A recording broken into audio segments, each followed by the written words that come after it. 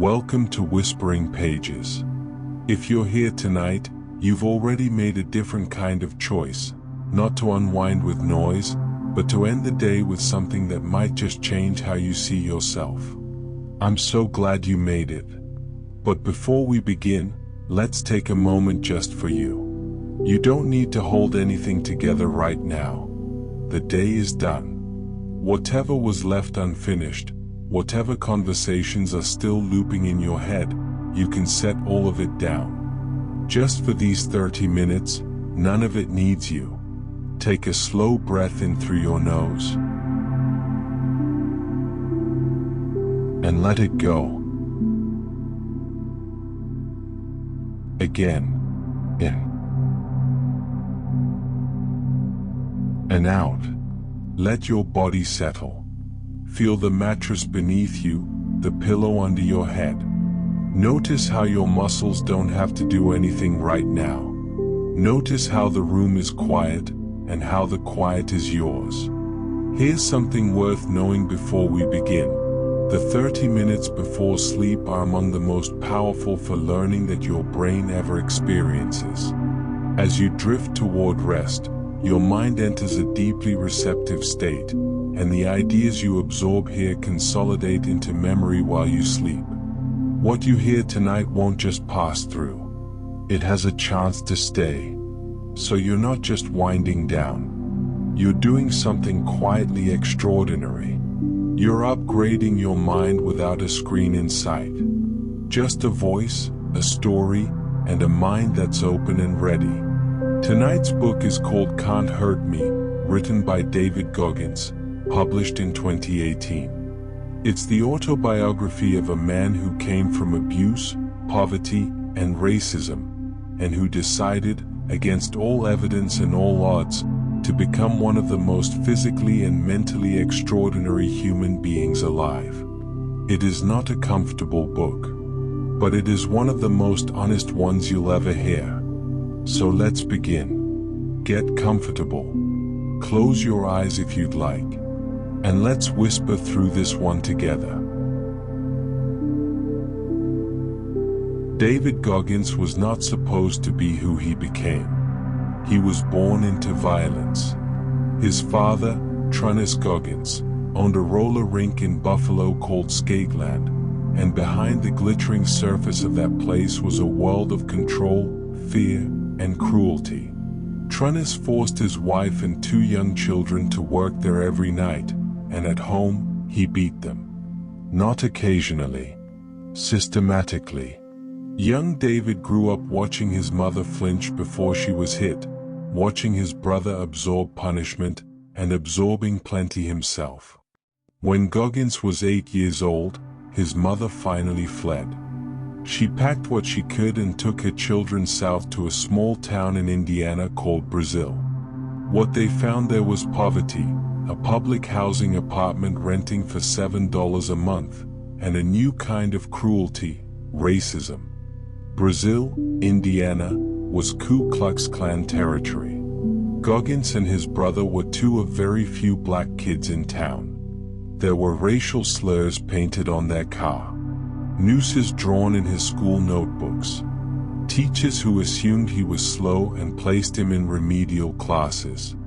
He wasn't slow, but he was traumatized. He developed a stutter. His hair fell out in patches. He couldn't concentrate. He cheated on tests rather than study because studying felt impossible. By the time he reached his teenage years, Goggins had been failed by nearly every system that was supposed to help him. Family, school, community. He calls what happened to him toxic stress. Not just stress. Stress that rewrites the brain. Stress that tells a child, in 1,000 daily ways, you don't matter. You won't make it. You were born to lose. He nearly believed it. At 14, the man who had stepped in as a father figure, Wilmoth Irving, was murdered. Goggins came home to a crime scene. That was the year he stopped pretending things would get better on their own. But here's what makes this book unlike any other. Goggins doesn't tell his story to generate sympathy. He tells it so you understand the raw material he was working with. Because what happens next isn't a story about being rescued. It's a story about deciding, alone, methodically, often painfully, to become something entirely different. The first tool he discovered is one he calls the accountability mirror. He was 18. He looked at himself in the bathroom mirror one morning, overweight, directionless, working as an exterminator spraying for cockroaches at night, and he didn't turn away. He shaved his head. He stared at himself. He listed out loud everything he didn't like about his life, everything he was afraid of, everything he was using as an excuse. Then he wrote his goals on post-it notes and stuck them to the mirror. Small ones at first. Study for the military entrance exam. Lose weight. Pass the test. The mirror became his daily confrontation. Not a place for self-criticism that just spirals. A place for honesty that leads to action. He stopped hanging out with people going nowhere. He studied obsessively. He failed the military entrance exam twice. He took it a third time and passed. The mirror didn't lie. And he stopped lying to himself.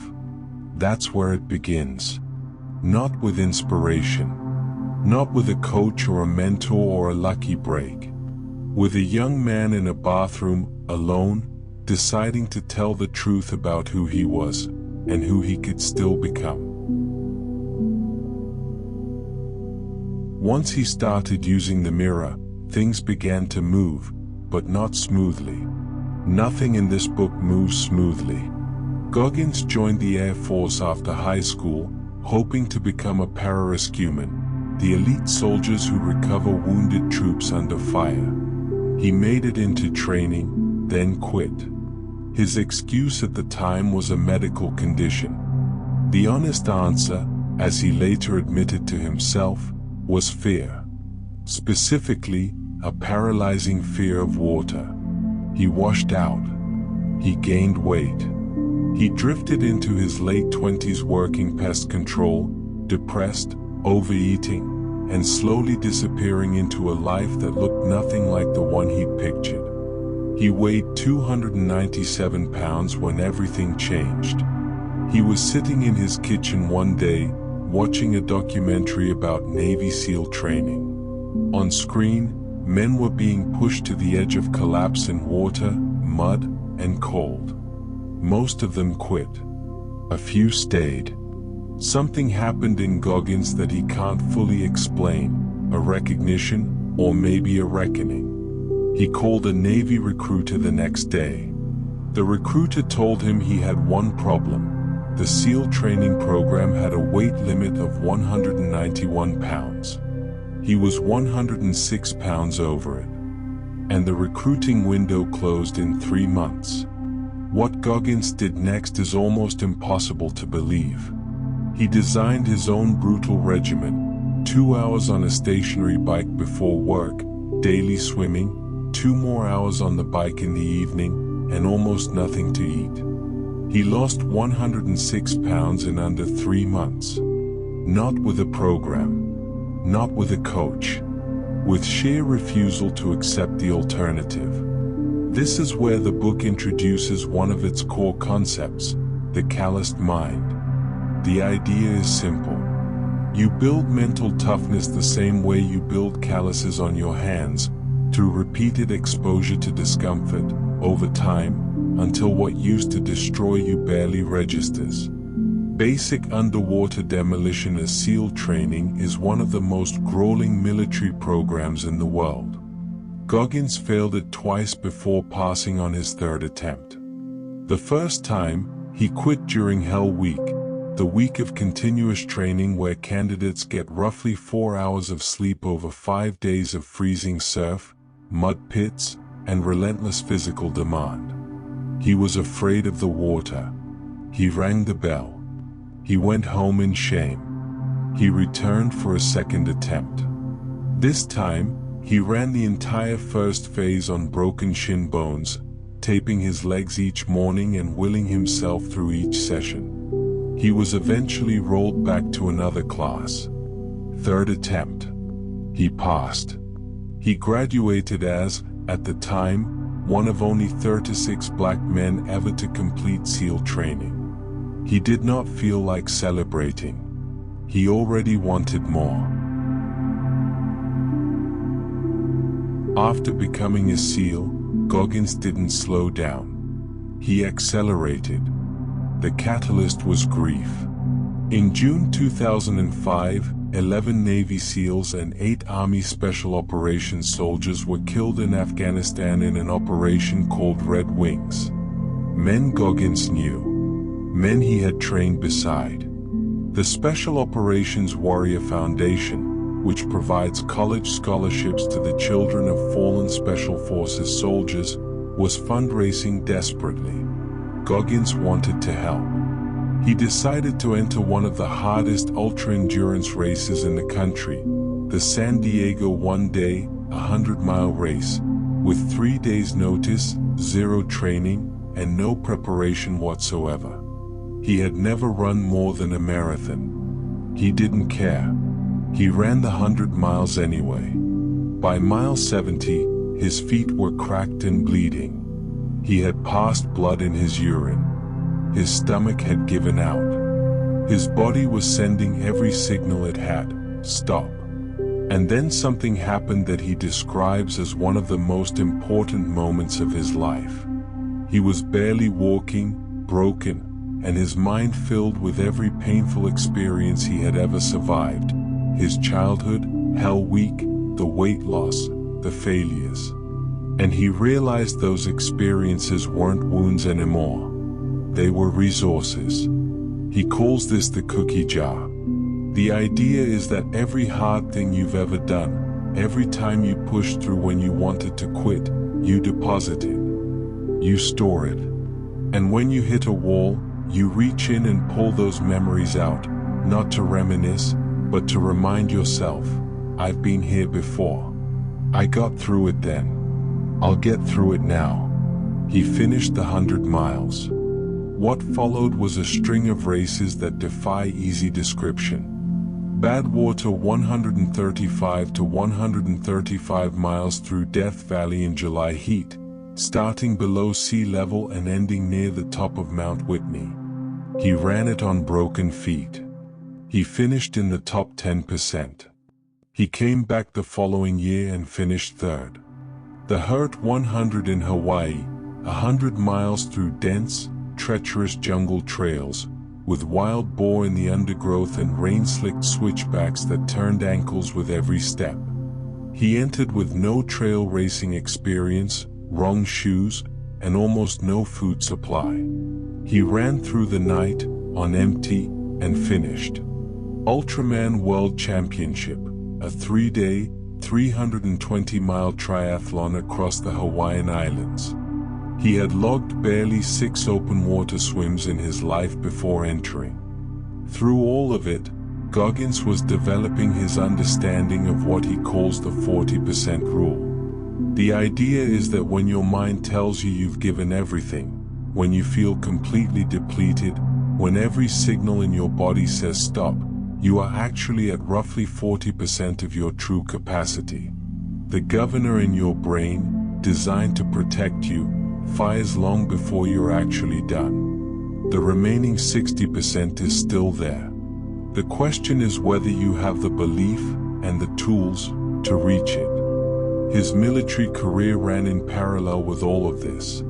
He completed Army Ranger School between SEAL deployments, becoming one of the very few Navy SEALs ever to do so. 69 days in the mountains of Georgia, Florida, and the Rockies. He lost 56 pounds. He led exhausted men through freezing nights on empty stomachs when others coasted. He was named the Enlisted Honor Man, the top graduate of his class. He then attempted Delta Force selection twice. The second time, he broke the course record on the opening road march. He was eliminated late in the process due to an injury, not a failure of effort. He filed his own after-action report, noted what he'd learned, and moved forward. The book doesn't let Goggins be a superhero. That's what makes it worth reading. In 2007, he learned he had been born with a congenital heart defect, a hole between the chambers of his heart. He had run hundreds of miles and survived 3 hell weeks on half the normal oxygen supply. The doctors were stunned he was alive. He underwent 2 open heart surgeries. The recovery was long and humiliating. He watched his fitness disappear week by week, unable to run more than a few minutes without his heart rate spiking to dangerous levels. He came back. Then in 2012, on national television, he attempted to break the Guinness World Record for pull-ups in a 24-hour period. He needed 4,030. He fell short at 2,500, his hands torn open to the dermis, his muscles breaking down in ways that were genuinely medically dangerous. It was a public failure, broadcast in front of millions. He could have walked away. Instead, he did something that defines his entire philosophy. He sat down and wrote what the military calls an after-action report, a completely honest breakdown of everything that went wrong. Not to punish himself. To learn. His nutrition plan had failed. His training hadn't accounted for the specific demands of 17 straight hours on a bar. His hands had given out before his mind did. He documented all of it, then started preparing again. He attempted the record a second time. His hands split open again near 2,500. He stopped, rebuilt his approach, reinforced his hands, recalibrated his pacing strategy. He came back a third time. In his third attempt, he completed 4,030 pull-ups in 17 hours, fewer than the 24 allowed, and took the Guinness World Record. The lesson he draws from those 3 attempts is worth sitting with tonight. Failure, he says, is not the opposite of success. It's a required part of the path. But only if you're honest with it. Most of us either replay failures with self-hatred, or bury them and move on. Neither produces growth. The after-action report forces you to stay in the discomfort long enough to learn from it, and then translate that learning into a real change of approach. By 2014, Goggins was in mysterious physical decline. Dizzy spells, neck pain, vertigo on easy runs. A body that seemed to be rebelling against everything he had ever asked of it. He lay in bed one morning unable to get up, believing for a genuine moment that he might be dying. In that stillness, something softened. He looked back over his entire life, not with the armor he usually wore, but with something more open. He let go of the bitterness he'd carried toward his abusive father. He released decades of accumulated rage. He felt something he hadn't expected, gratitude for everything he had endured, because it had built him. The physical answer, eventually, was years of accumulated tightness and scar tissue throughout his body. He began stretching, not for minutes, but for hours. 12 hours a day at the peak of his recovery, systematically releasing what decades of hard training had locked down. He rebuilt himself from scratch, and came back running faster than he ever had. The book ends with 2 words that contain everything. What if? Not as a question of doubt, but as a question of limitless possibility.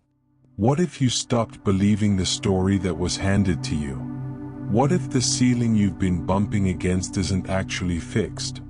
What if you have not yet asked for everything you have to give? Can't Hurt Me is not an easy book. It doesn't ask you to feel better about yourself. It asks you to be honest about where you've been hiding. Goggins uses profanity. He is not warm in the traditional sense. He will not tell you that you're already enough.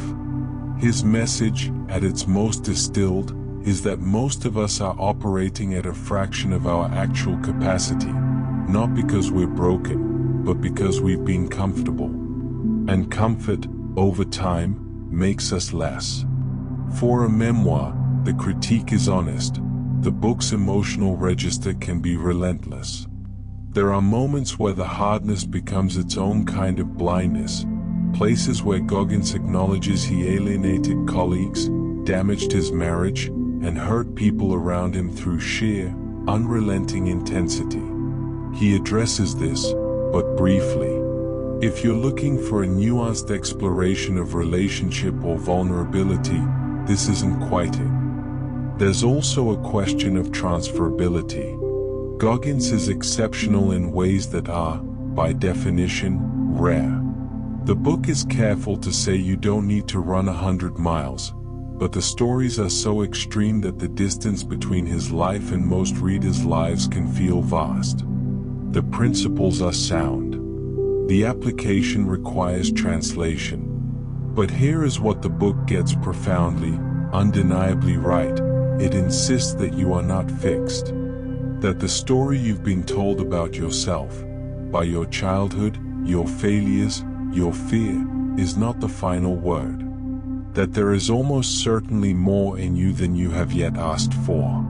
And that the only way to find out is to go looking, in the places that are uncomfortable, in the moments when every part of you wants to stop. The 40% rule. The cookie jar. The accountability mirror. The after-action report. These aren't motivational slogans. They're tools, practical, specific, uncomfortable tools for closing the gap between who you are and who you could still become. So as you drift towards sleep tonight, carry just one question with you. Not a task, not a challenge, just a quiet question. Where in your life have you been stopping at 40%? And what, honestly, truly, might be waiting for you in the other 60? Sleep well. Let that settle in quietly as you rest. And we'll see you at Whispering Pages for the next one.